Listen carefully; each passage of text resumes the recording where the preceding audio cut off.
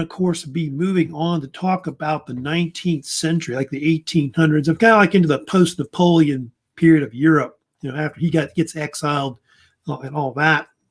I'll talk about what happens to France, like under his nephew, Napoleon III, comes in and does a lot of things to France to kind of restore it to, I guess, prominence in the world. And then I'll get on to talking about the Russian Empire as well, mostly in the 1800s. I might kind of talk briefly about the last Tsar of Russia too, Nicholas II.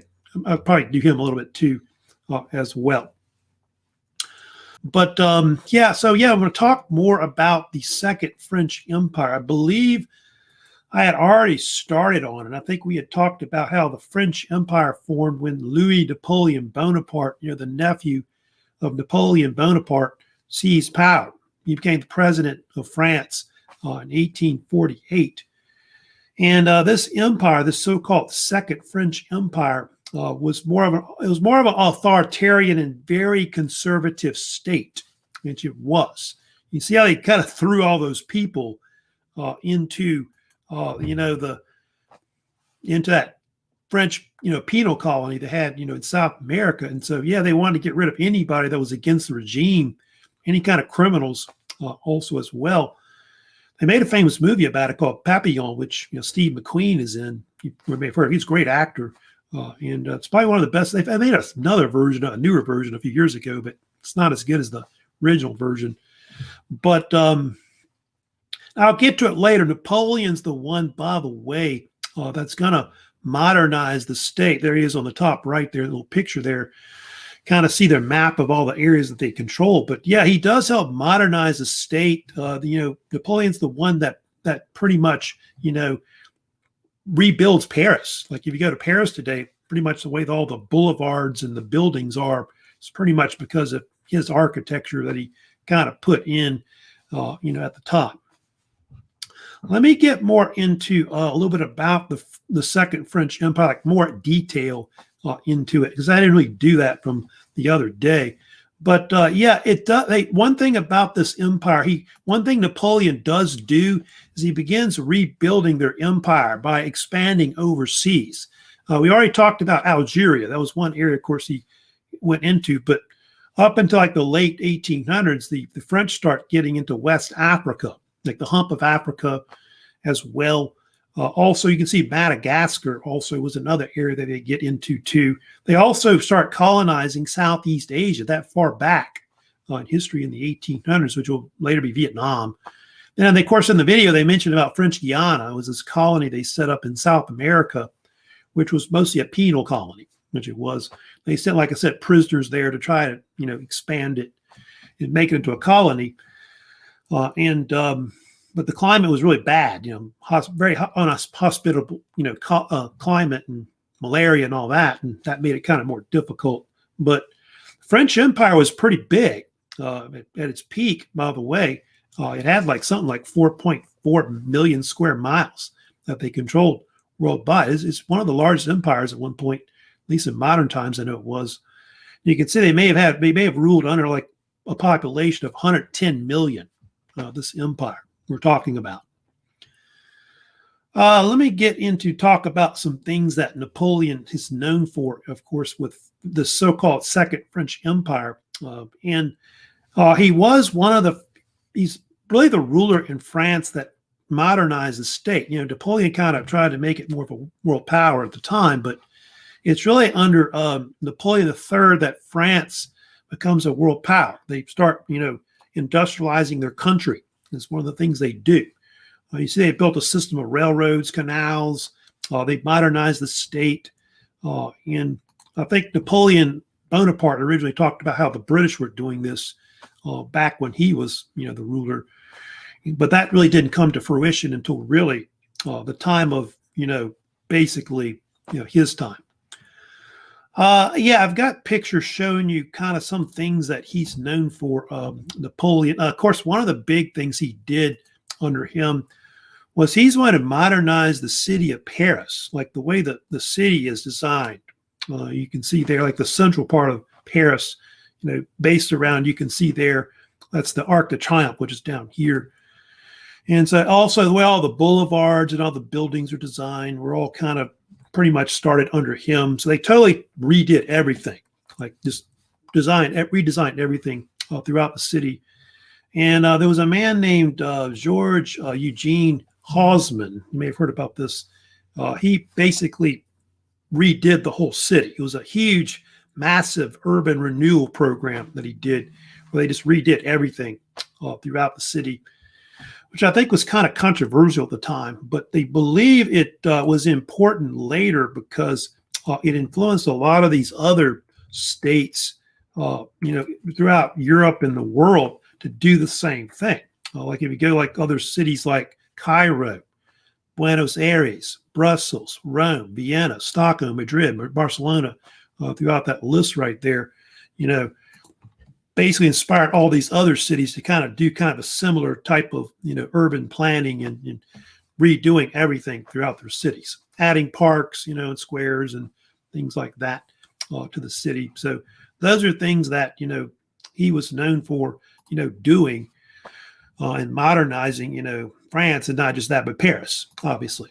Here's kind of a picture from the famous artist. You've heard of Pissarro. He's a very famous French artist, I guess, from that time period. But here's kind of a painting showing like some of the boulevards that Napoleon and Haussmann helped to kind of, redesign. So interesting about that, more or less. So anyway, let me also talk about things that happened with like foreign policy as well with the French Empire. One thing, about under him, there's one thing, of course, you've heard about the news right now, which is, famous about the Suez Canal, how that ship blocked the whole thing, right? Well, it's under him, under Napoleon III in France, that they kind of build the Suez Canal, which is true about that. It was constructed in the 1860s, is when it was built. And the man that helped, I guess, build it, he wasn't really an engineer, not really. He was more like this entrepreneur, and I think he was an ambassador who was named Ferdinand Lesseps. And he helped found this company called the Suez Canal Company. And they came up with this idea to build a canal that would basically link the Mediterranean Sea with the Red Sea. And it took them I want to say 8 years to build it. And you can see it took a lot of workers. A lot of them died, in the construction of it, mostly Egyptian labor. But it stretched 120 miles, this particular canal that was connected. So what it did was it helped to shorten the distance, for ships to travel to the Indian Ocean, like from the Mediterranean Sea or vice versa, going the other way. Because before, if you know what happened, you wanted to basically get to, say, from Europe to, say, India, you had to go around Africa, right? Well, this shortened the distance to do that. And Lesseps later tried to build the early first canal that would connect, kind of like the Panama Canal, I think, in America. I think I was in the, I want to say 1880s, he would try to do that, but it failed. And I think later on Teddy Roosevelt, he would come and, of course, take part of Colombia, where this was Panama is, and then he would build, Panama Canal later, of course, which is kind of a rival canal. So yeah, that's kind of interesting about the canal, how it's all stopped up. I guess they've moved the ship out the way, I guess. And that's really kind of, I think, affected many of the economies right now with that, because a lot of stuff is kind of being shipped through there. It's kind of important. Oh, my screen's blurry. Well, maybe it is. I'll see if I can clear it up more. But anyway, so yeah, that's the Suez Canal. That's we kind of built like under him. Also, of course, they were mentioned about that thing called Devil's Island that they talked about. Yeah, Devil's Island. That was another thing, of course, that he's kind of famous for as well. Very notorious for that. And it's a French, like I said, it was a penal colony that they set up in the 1850s, where they sent people there that were political prisoners or any kind of criminals that were kind of seen as dregs of French society. And they tried to use that to try to develop a colony in South America, which is like in the northeastern part of South America. It's next to British Guiana, I think it is, in what they call Cayenne, I think they call it, or whatever it's called right there. But French Guiana. and it became kind of a horrible system, if you know about it, that was around up to like, I think the 1940s or whatever, 50s. I think they eventually closed it later. 70, 80,000 people were sent there at one point to Devil's Island. That's a lot of people. And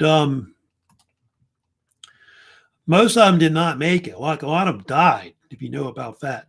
I think they're saying only 5,000, 6,000 actually survived their sentence. So kind of horrible. And if you did survive your sentence, you couldn't go back to France. You pretty much had to live there. And so that's what the story of Papillon is about, the movie. The guy tries to escape and go back to France. So anyway, so that's kind of one of those notorious things they talk about, with Napoleon III. It's something he set up with, which is around for a while, pretty much after that. Other things I don't have, I guess I'll mention briefly about Napoleon III, which was kind of true also as well. He was known for a few other things you may have heard about. I'll just mention briefly about it. But if you know about France, they did try to go into Mexico in the 1860s. It's called the French Intervention of Mexico. I think it was the second one. I think it was that was famous under him. And so for a 6-year period or so, the French tried to basically take over Mexico because Mexico hadn't paid its debts. And then Napoleon III had this idea to kind of create an empire out of it. And what he did was he put his cousin on the throne. His name was Maximilian I.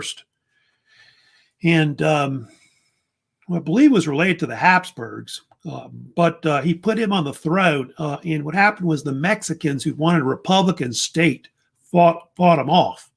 And you may have heard of battles like the Battle of Puebla, I think, which was in 1862, where the Mexicans defeated the French. That's where you get Cinco de Mayo from, like the famous holiday. I think it happened on May 5th, 1862. And anyway, over time, the French lost that conflict. They did. They had to withdraw. And they eventually captured Maximilian I, and they shot him. They killed him. And so after that, Mexico was just a republic and has been a republic since pretty much 1867. So I won't talk about it now, but later the Second French Empire does collapse around 1870. That was caused by the Franco-Prussian War. Later, Emperor Napoleon III got in a war with Prussia, which was a bad idea in the late 19th century. Prussia was really a better power, especially militarily. And Prussia overwhelmed their state. They basically, invaded France and encircled Paris, and Paris fell in 1871. And I'll get to it later, but that leads to the German Empire forming, of course, afterwards. And France was kind of weakened for a while there, but it'll come back after that.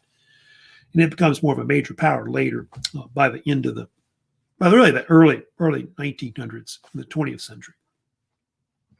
So that's enough about, Napoleon III. Some people think he was kind of a farce, compared to his uncle, Napoleon III, because the way he went out, if you know much about that. And because I think when after Prussia invaded France, he had to abdicate his throne. So he kind of did like his uncle, kind of went out badly. So Napoleon on the side of righteousness, which one? Napoleon III or Napoleon I? I'm sure they both thought they were, because I think, most people thought that guy was on their side anyway in most wars. That's usually the way it is. Yeah. So, yeah, probably. I'm sure he thought that. So, anyway, so let me go ahead and move on next. I want to talk about, of course, also the Russian Empire that comes in as well, which, the Russian Empire was this empire that was even bigger than the French Empire. I think it was more than double the size. And I'll mostly talk about the 1800s under the Russian Empire. And after the Napoleonic Wars, the Russians kind of became very conservative. They rejected anything that had to do with, liberalism or radicalism, that dealt with the French Revolution or Napoleon's ideas that he was pushing, of course, in Europe. So rulers like Alexander the First, who was the grandson of Catherine the Great. He was just this staunch conservative who pretty much went with the policies of the Congress of Vienna that we talked about, where the Congress of Vienna wanted to create this balance of power between all the different European states, but prevent anything kind of liberal radical from kind of emerging, any kind of new nationalist ideas. I'll talk about the age of Metternich later, get more into it, I guess, probably not today, but it's something that really he helps to prevent doing that. And I think when Russia will decline later, it kind of leads to that, but coming more of fruition, in Europe, because Russia is a major player in preventing really the rise of nationalism, the rise of liberalism, the rise of radicalism, and all that. Of course, you'll see later part of why that is that the Russians, like the czars and all that, if you know about them, they were notorious for exiling anybody that they thought was a threat to their state. Like, about Siberia and all this, and to the eastern part of Russia, eastern Russia. And so anybody that was against the state, they sent them there. This occurs later under the communists. When they took like Soviet Union formed later, they did the same thing. They even had the Okhrana, which was like the Russian secret police that the czars developed, I think in the 1800s, and they spied on people, watched people very carefully. And so anybody against the regime, they kind of crushed it, moved it out the way. Russia's empire was huge. Like I said, it was almost like double the size of what the French had, 8.8 million square miles. It peaked about 1895, roughly. Population they ruled under was like 100 million people. You can see how vast it is. Third largest in history, by the way, the Russian Empire. I think the other two empires, which are bigger, British Empire was the biggest, and then I think also the other would be the Mongol Empire, would be second, and then the Russian Empire you're looking at. So, yeah, at one point you can see the areas that they controlled. So they went from like Eastern Europe down into like where Turkmenistan is and all that, and Afghanistan almost, and then you push all the way eastward. You can see into like close to Mongolia and China, to the Pacific coast, like into Siberia and all that. So yeah, a huge empire. You're looking at right there. Russia's still the largest state in the world. Their population never seems to grow like it should, and part of it's because of all these wars they had over the years, where they wiped out a lot of people. If you know about that, I think in Russia they have more women than men supposedly because of that. So anyway, yeah, going back to by the way, I was talking about Alexander the First. I think I've got a slide on him here. By the way, this little slide here, kind of talking about Russia. Yeah, they're kind of backwards compared to other states, so they haven't quite industrialized yet. So they're very oppressive, a lot of censorship, anti-liberal. You can see with that.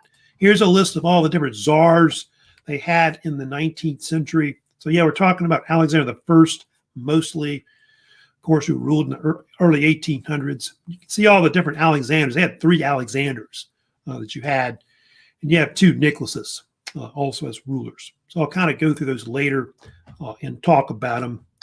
Alexander the First, though, a little bit about him before I move on, though. But Alexander, he was more famous for trying to stop Napoleon's invasions. In 1812, he's kind of important in helping to, prevent, I guess, Napoleon's ideas from spreading throughout Europe. And he pretty much helped defeat Napoleon, especially up to 1814. In fact, it's his forces that march into Paris and force Napoleon to abdicate the first time in April of 1814. You can see he was also involved in some kind of holy alliance in Europe that was trying to fight against the Ottoman Empire. And, the Russians and the Ottoman Turks didn't get along. They're like staunch enemies, and they continue to fight, continuous wars, which will peak up to the Crimean War, which we'll get to later, which I'll talk about today a little bit as well. But the only thing about Alexander, he didn't have any children. That was kind of a problem. And so what happened was the throne eventually went to two different men. He had these two younger brothers, Constantine Pavlovich, who was also called the Grand Duke of Russia. He was actually the ruler of Poland under Alexander I. And then Constantine had this younger brother named Nicholas, who was later called Nicholas I, that they had. And what happened was, if you know about this, Constantine came into power. He didn't really want to be the ruler. Constantine, I think, wanted to be like the ruler of Poland because he liked the Polish people and their culture. He had a Polish wife too, which I think was a problem or something he thought.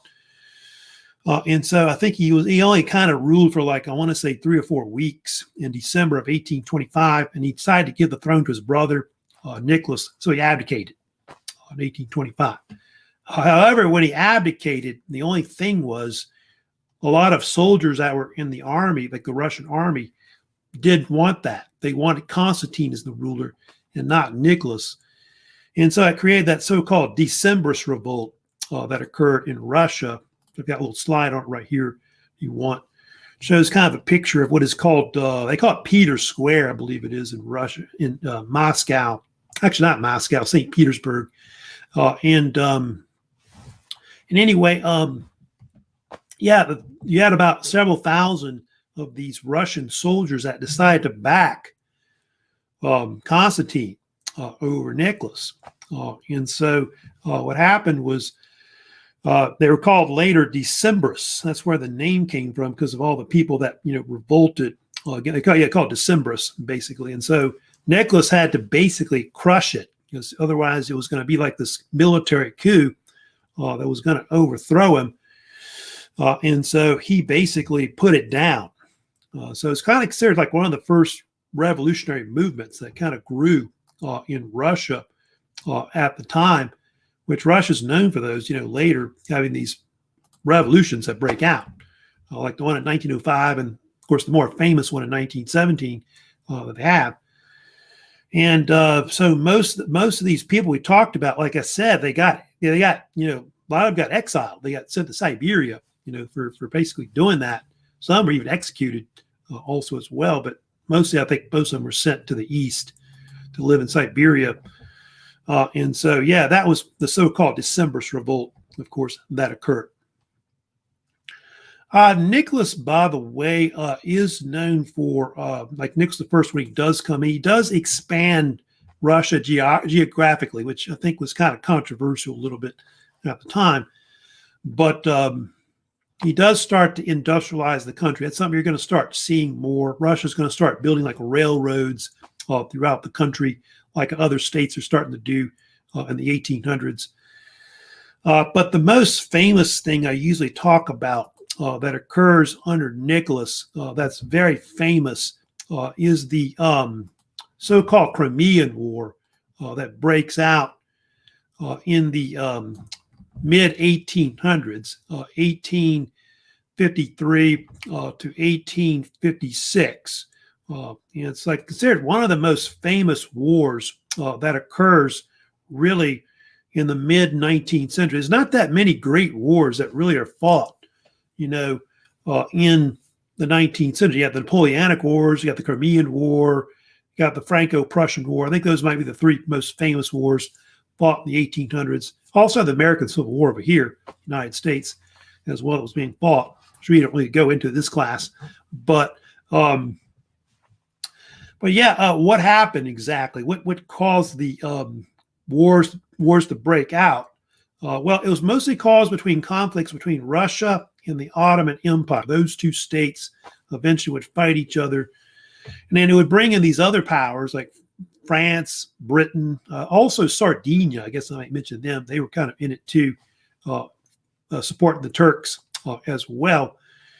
And primarily there was different causes of why the war broke out. I think in that screen there's one cause they talk about where after Napoleon took over France, one of the things that he did, Napoleon III, was he wanted to get the Turks to basically have Catholic churches in the Holy Land. That would be the sovereign authority that would run all those Christian churches that are there. That was an issue, by the way, that the Russians didn't like. They wanted Orthodox churches. to be in control of the Holy Land and all that. And so that was a major issue between them that really caused the war. One of the causes of it, anyway, initially with it.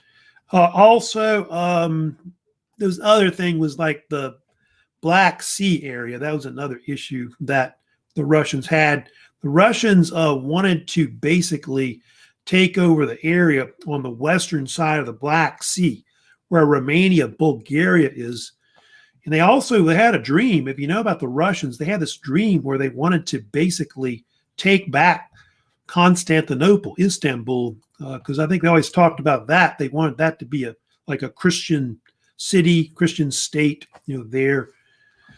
And so that's another reason that they say why the Russians wanted to go in there, and do that. Nicholas, by the way, was the one, you may have heard about this, that made that famous quote about the Ottoman Empire, that it was declining in the 1800s. And he said that it was the sick man of Europe. You probably heard about that, the sick man of Europe. Sick man dying in a bed, whatever you want to say. There's versions of it, I think different ones they've talked about. And yeah, it kind of was. Ottoman Empire was declining, 1800s, but with help from the, I guess the French, British, etc., they were able to survive that war. But eventually when World War I comes along, it's going to, eventually kill that empire. It'll break up, of course. Some other slides I've got too right here. Here's, of course, some soldiers. Of course, that's one thing I'll get to. It's, of course, very famous about the Crimean War. It's one of the very first wars where you start to see photography. They actually take pictures of the soldiers involved in the war. I think those are British soldiers. And anyway, and of course, I'll talk about a few other things that are, famous about the war. That's well known. It's famous for a lot of new technologies. Oh, and by the way, I did want to mention this. There was one more cause I did want to talk about, which I almost forgot about it too. The British and the French were worried about the Russian Empire expanding eastward, right? I was talking about that. They're worried about it disrupting the Far East trade with China and all that. And also the Black Sea, a lot of the trade throughout that area. So that's definitely another issue. That's a cause of why the war, of course, broke out. Oh, and that's because, like, by the time of Nicholas I, I should mention this about this, which is true about it. They had this road that pretty much had been built by then, which I'll put it up here. It's called here it is, the Siberian Route, or also called the Great Siberian Route, that went eastward. It's also called the Tea Route, also as well. A lot of tea from China went down that road to Russia and all that. And so they're kind of concerned about trade in that area, that region, Mongolia, China, British and French. And so that's partially why, this particular reason for why the war broke out, also because of trade. So it's something people don't talk about much. I'll get to it later, but the Great Siberian Route is going to eventually where the whole, the Trans-Siberian Railway will kind of follow kind of a similar route as it goes from, of course, west to east, which was built later in the late 1800s, more or less. But going back to like talking about the Crimean War and all that, Crimean War was considered to be, by the way, one of the first modernized wars. It really is. You can see those are kind of some examples of some things that it was known for. One of the first wars where they actually moved men around, like soldiers or whatever, supplies of, for war, using railroads, locomotives and all that. Also the first use of telegraphs, of course, being used for telecommunications in the war. First photograph war, also the battlefield of soldiers, their horses or whatever, or their weapons. People knew about the battles, like right away, how many people got killed and wounded. So it wouldn't take as long for information about the war to get from the front lines to, homeland or wherever else. And also, here's some other stuff I'll throw on the screen. But yeah, it was like one of the first wars where they had mass-produced rifles were being used, exploding shells. If you know about this guy named Henry Bessemer in Britain, invented the Bessemer process, which was like a process to convert pig iron into steel, which carbonized iron, which was better. So yeah, exploding shells, like steel shells being used. Sea mines, yeah, you can see that also. A lot of your ships, naval ships, started to be armored by the 1850s, 1860s. Started having long-range cannons being used. So a lot of steel started being used, by that time period, more or less because of Henry Bessemer. Of course, one of the most famous things they talk about, with the Crimean War is this woman named Florence Nightingale, the lady with the lamp. I've heard of her, of course, who's well known.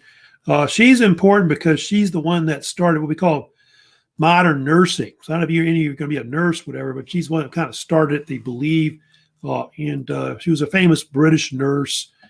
And she helped to set up a lot of hospitals to, help out wounded soldiers from the war. And so they think that's the evolution of, where nursing began, a long time ago. So she's kind of famous.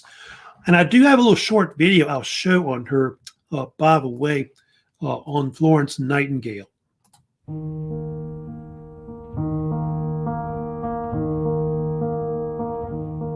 Florence Nightingale was a British nurse who is considered to be the pioneer of modern nursing.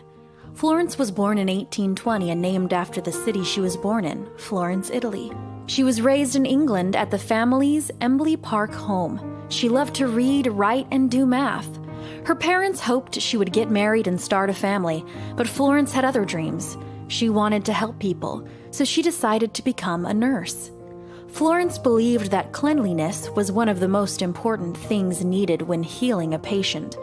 She was such a skilled nurse that she trained other nurses.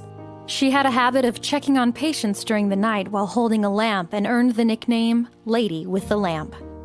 Florence's biggest contributions came when she heard about the horrible conditions for the wounded soldiers during the Crimean War between England and Russia. In October of 1854, Florence and 38 other nurses she had trained were sent to Scutari, Turkey, to the English military base.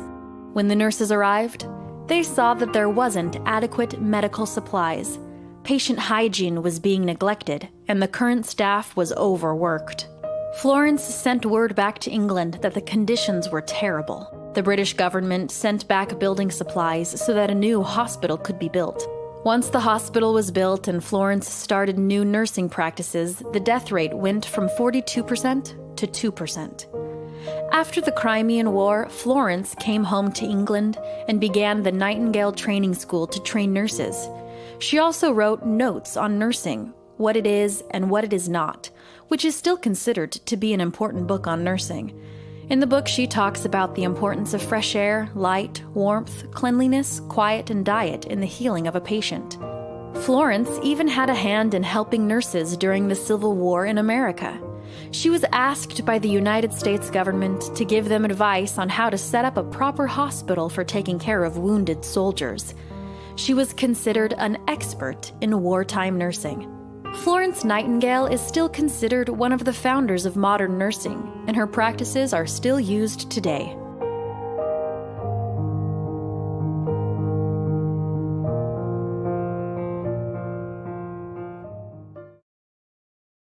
Right, of course, they had a little video on Florence Nightingale, of course, who, of course, like I said, influenced modern nursing, of course, today in the world.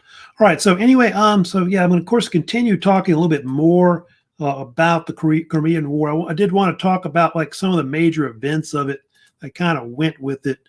The Crimean War had this siege. I'll kind of course, talk a little bit about today, which one of the things that happened was the coalition forces, which included like France, Britain, of course, with the Turks. Also, I told you about Sardinia. They got involved as well. They landed forces on the Crimean Peninsula. That's why they actually call it that, because of the fact that that's where most of the fighting was actually taking place. And it led to this siege called the Siege of Sevastopol. Anyway, Yeah, it was cool. So anyway, so yeah, so it led to it. And by the way, it lasted about a year. This siege was, pretty much around for close to a year. That's how long it lasted. About October 1854 to about September 1855. The coalition forces basically forced the Russians to withdraw from the Crimean Peninsula because of the fact that they were surrounded. They had the coalition side had more force to believe than they did, and they would have got encircled. And by the way, the reason for why they went to the Crimea was because the fact that the Crimean Peninsula was like where they had the Russian Black Sea Fleet, which is still there today, and so they wanted to take out that fleet, which obviously could dominate the Black Sea, and so eventually the Russians had to scuttle. They had to scuttle their fleet because they had to withdraw from it eventually by 1855, and so the Russians end up losing the Crimean War. In fact, they were humiliated by it. You know about that. I think Vladimir Putin, who's the ruler today, is kind of still miffed about that. I think he's got a picture of that guy's Nicholas I, I thought, in his office or something like that. It's like one of his favorite czars, but he basically is the guy that started it. But anyway, there's like famous battles that are like associated with the Crimean War, which the most famous is the Battle of Balaclava, which was a British battle, which they fought against the Russians, October of 1854. You can see there, and it's very famous later because it was kind of romanticized by the famous poet Alfred Lord Tennyson. You can see there, which was called the Charge of the Light Brigade, which involved basically British cavalry against Russian forces. I think it's considered one of the most famous battles. I don't know if it really did much that battle, but it's kind of indecisive, I think. But it's considered one of the most famous ones, of course, associated with that siege anyway. The Crimean War ended, by the way, with the Treaty of Paris in 1856. The Russians afterwards, by the way, I think were kind of forced off the Crimean Peninsula for a while, I know, but they couldn't have naval forces on the Black Sea anymore. That's one thing that they prevented for a long time. And it is important that what happened with the Crimean War. They think that it caused several things. I know I've got one thing here where they think it did cause like the decline of Russia in the late 1800s. That is true about that. But they also think that because of the fact that Russia declined in the late 19th century, it did lead to the rise of nationalistic, more liberal ideas in Europe. Russia was one of those countries that was preventing that from happening. And so late 19th century, that's something you start seeing more in Europe afterwards. You also see like unifications of states. Germany, Italy, get unified later. I'll talk about as well. And so those are major factors that really lead into, of course, the late 19th century. Of course, there'll be later calls of World War I, nationalism, more or less. Let's kind of move away from the Crimean, war and talk about some other things, of course, that happened as well. Other czars that come later that you have. You've got Alexander II who comes in, and then you have his son Alexander III. So you got these two other rulers that follow later that are very famous.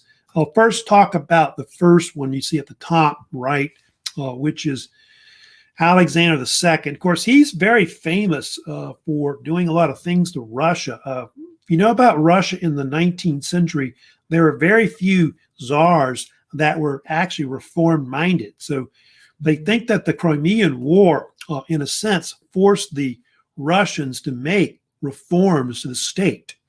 You can see he reigns from 1855 to 1881. And one thing about Alexander II, he was more of a ruler that wanted to make peace with Europe. That's something you start seeing a lot more later. So he tries to make friends with countries in Europe, like France and so on, Germany, Austria. You'll see that more.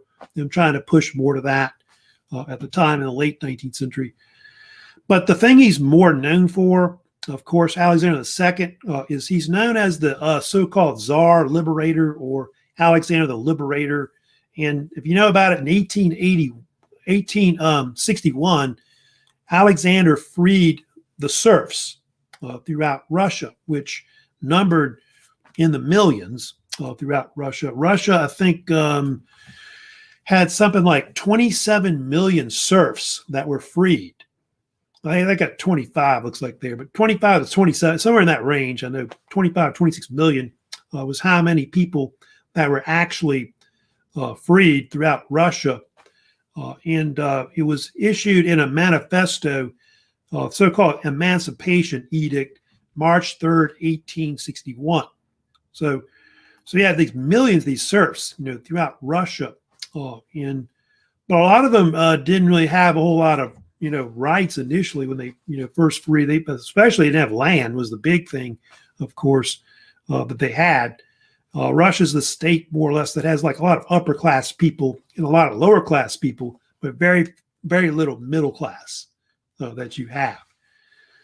I did want to mention something else besides freeing the serfs. If you know about that, Alexander II, he was the one that was famous for selling Alaska. I don't know if you heard the story about that, but 1867, Alexander II sold Alaska to the United States under President Johnson, Andrew Johnson. And the Russians they really weren't doing much with Alaska. Very few Russians actually lived there because it was mostly used for like the fur trade. And later in America, we called it Seward's Folly or Seward's Icebox because we thought it all had was like, icebergs, polar bears, and all that. So anyway, I think it was like $7.2 million is how much they sold it, to the United States for.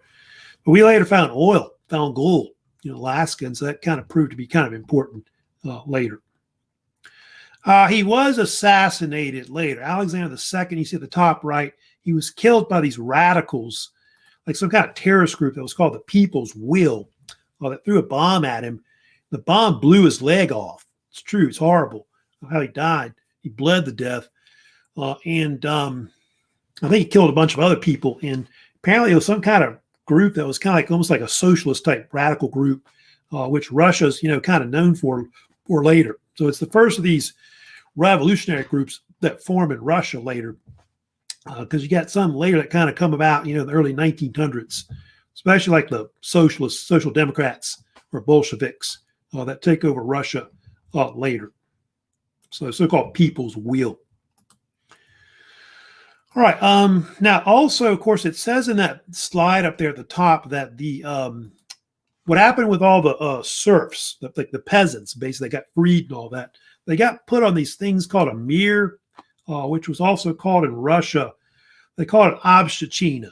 Obshchina, which obshchina was a type of peasant village community, sometimes called the so-called commune system throughout Russia. And depending on the size of your household, peasants were given like a certain amount of land that they would have communal ownership of in Russia. So you have the rise of the so-called commune that they have in Russia, which is popular later with communism in Russia, so-called collectives or communes.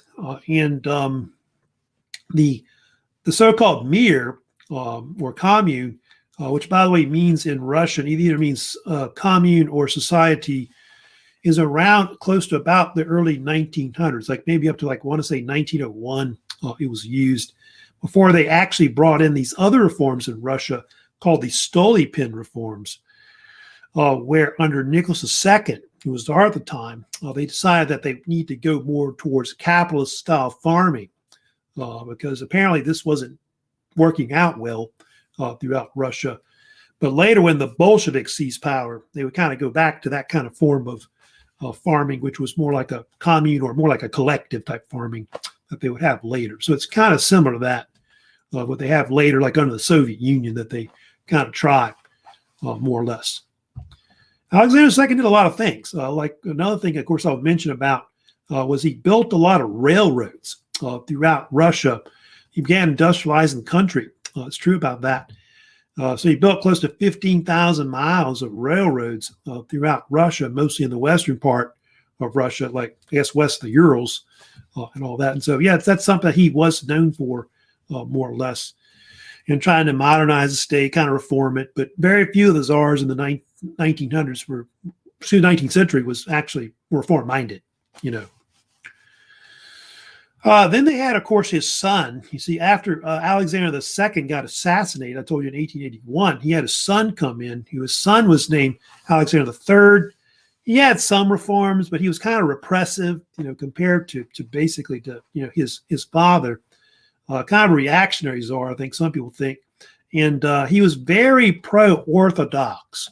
He was staunch Orthodox Christian, wanted to make everybody go to church. And one thing he didn't like was Jews throughout Russia, especially in the western part of Russia. He started all these anti-Semitic movements that were called pogroms, where these uprisings that they had against Jews, primarily in the Ukraine and Poland, where they attacked Jews and, like, you know, even forced some to leave the country and stuff like that. A lot of Jews fled, if you know about that, in parts of Poland, Ukraine, because of that. But there are some positive things about Alexander III. I did want to mention a little bit about him. He was known as the so-called peacemaker. That's one of his nicknames that he's called sometimes. And he's called that because of the fact that he really went out of his way to make peace with foreign countries, especially France, I think the most, more or less, Britain too as well. So that'll be kind of important later when, you know, they get closer to World War I. You know, Russia's going to kind of ally with them. So I think you have the so-called, they have the Triple Entente later. They have, you know, before World War I breaks out. And he'll kind of form an alliance with those states, France and also the British as well. A lot of it probably has to do with trade, you know, also as well. Also, I did want to mention about Alexander III. He's the one that constructed or began the construction, actually, of the so-called Trans-Siberian Railway network. Of course, that's very famous in Russia today, right here. Yeah, they already had some railroads at the time in Russia. You can see it was built from 1891 up to like around World War I. And you can see it linked up Western Europe with basically the eastern part of Russia into Siberia. So it connects really initially Moscow, St. Petersburg, that area, and then it goes, you can see eastward, Perm, you know, into, of course, Siberia, past the Urals, all the way, Irkutsk is, of course, close to like Lake Baikal and all that. Then it goes all the way. Its main stop, of course, was Vladivostok, which is on the Pacific Ocean right there.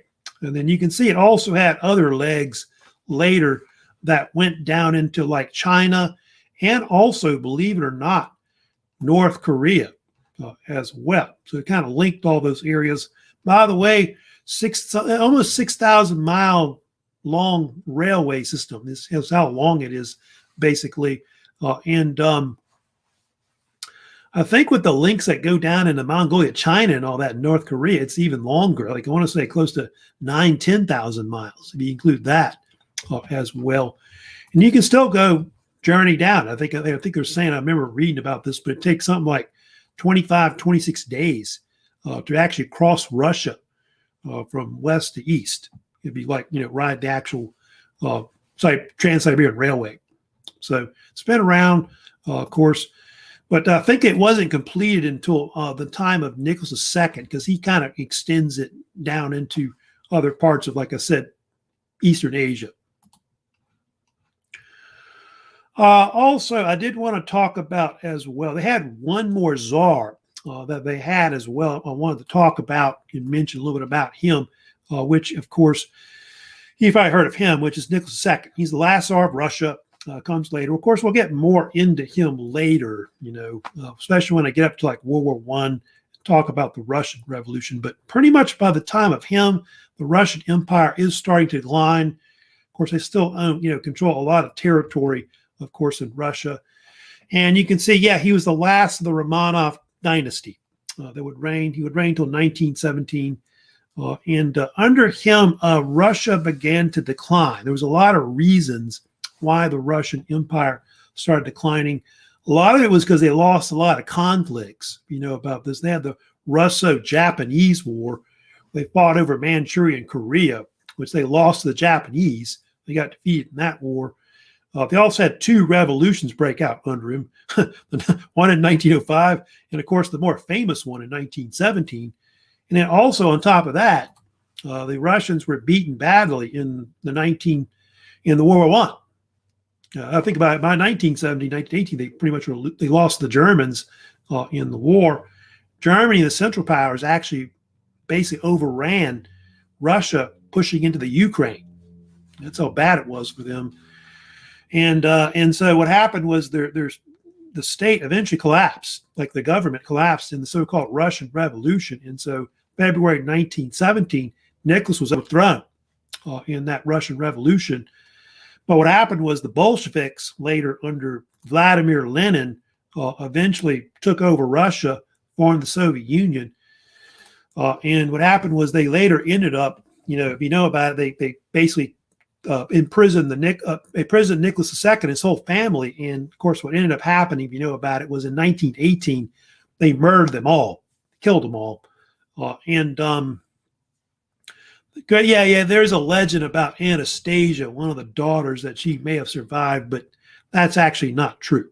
They later found their bodies, all of them, in the 1990s when Boris Yeltsin was president of Russia.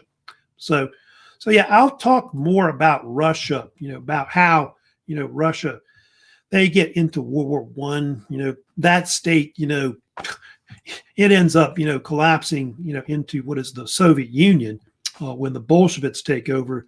Russia had a lot of internal problems, a lot of inequities between the different social classes. Russia was still, this absolutist state in the 19th century. And so they had some reforms, but they just weren't enough to really, I guess, solve the problems, which later led to the Russian Revolution of 1917. But when I get closer to World War I, we'll get more into that and talk about that later. So pretty much later in the week, I'm going to, of course, move on to talk about the Industrial Revolution. I need to get into that because that starts in the 1800s. So we'll get into that.